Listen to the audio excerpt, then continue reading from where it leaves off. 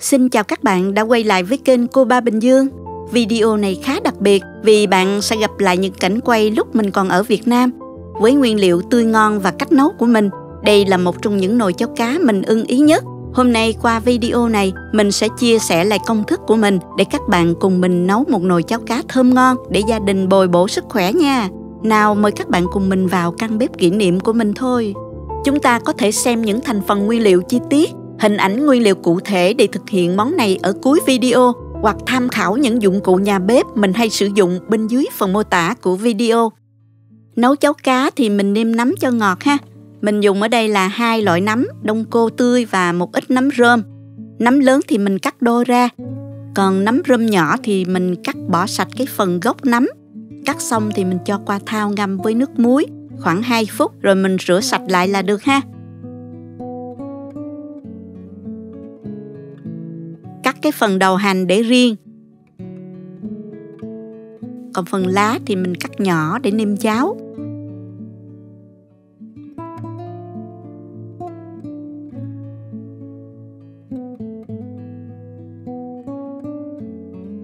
Dùng thêm một nhánh gừng nhỏ khoảng 10g. Cắt lát mỏng rồi mình xắt sợi lại như thế này. Ớt thì mình xắt xéo để mình cho vô nước mắm nha. Đậu phộng thì các bạn đem đi rang vàng. Các bạn rang với muối sẽ giúp đậu vàng đều và không bị cháy háp ha. Mình rang với lửa nhỏ đến khi đậu vàng thơm, rây lại và mình bóc vỏ lụa là xong. Mình có thể rang nhiều bảo quản trong hũ kính dùng dần nha các bạn. Mình dùng ở đây là 150g gạo dẻo. Loại này mình thường hay nấu cơm hàng ngày đó các bạn. Vo sạch và để ráo nước. Rồi mình rang gạo luôn nè. Cho vào chảo một muỗng canh dầu. Cho gạo vào đảo đều với lửa nhỏ.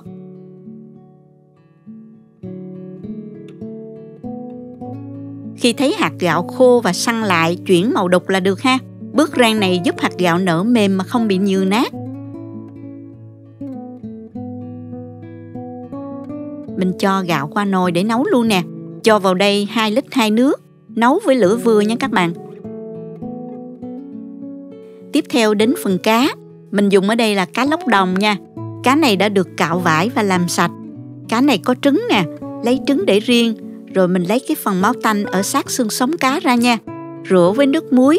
Rồi sau đó rửa lại với trà pha loãng để bán đi mùi tanh. Cách này mình thường hay sử dụng. Bạn có thể rửa với muối và chanh cũng được ha. Bây giờ mình cắt ra làm đôi và đem đi chiên sơ.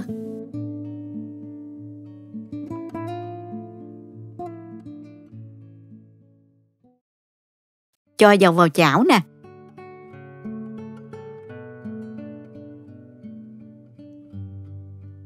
Rồi mình cho cá vào chiên áp chảo để cá được săn mặt là được ha. Bước chiên này giúp cá thơm và cũng bán đi mùi tanh rất hiệu quả.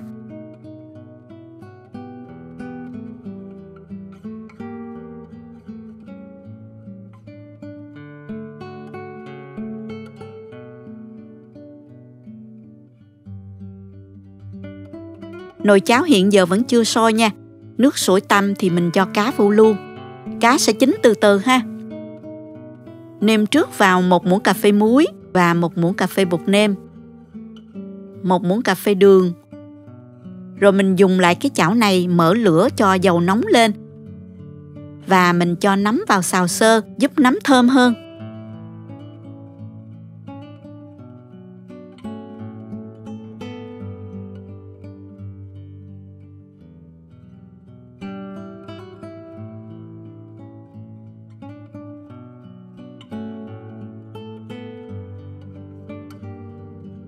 Nêm vào đây nửa muỗng cà phê bột nêm, nửa muỗng cà phê đường và 1 tiêu.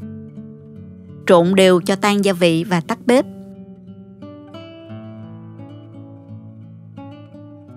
Quay lại với nồi cháo.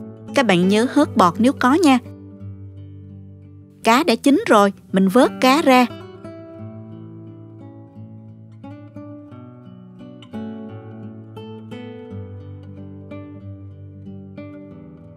Mình thích ăn cháo lỏng một chút nên thêm một ít nước sôi vào nha. Hạt gạo nở như vậy là vừa nè. Vì mình có rang nên gạo rất mềm nhưng không bị rã nha. Nó nở bung hạt như vậy là được rồi nè các bạn. Cũng tùy theo khẩu vị và cách ăn của từng vùng miền mà các bạn để thêm thời gian cho cháo nhừ thêm ha. Mình thì thích ăn như vậy. Bây giờ mình cho hết phần nấm đã xào vào.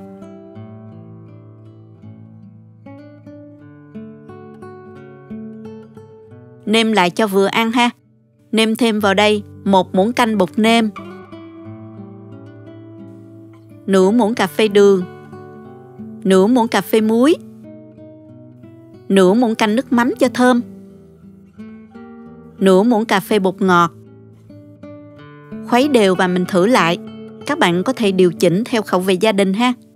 Lưu ý là mình ăn kèm với tương hột nữa nên mình nêm vừa thôi nha. Cho đầu hành lá và mình tắt bếp.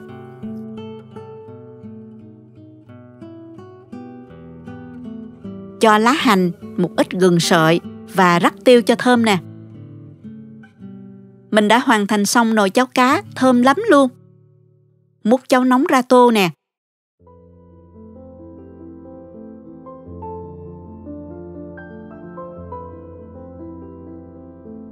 Rắc thêm lên mặt hành ngò, hành phi, đậu phộng, thêm một chút tiêu nữa nè. Phần cá mình để riêng, rắc mỡ hành và đậu phộng rang. Ăn kèm thì có một ít bún, rau đắng, giá, tương hột và nước mắm ớt nữa. Mình dùng thôi các bạn ơi.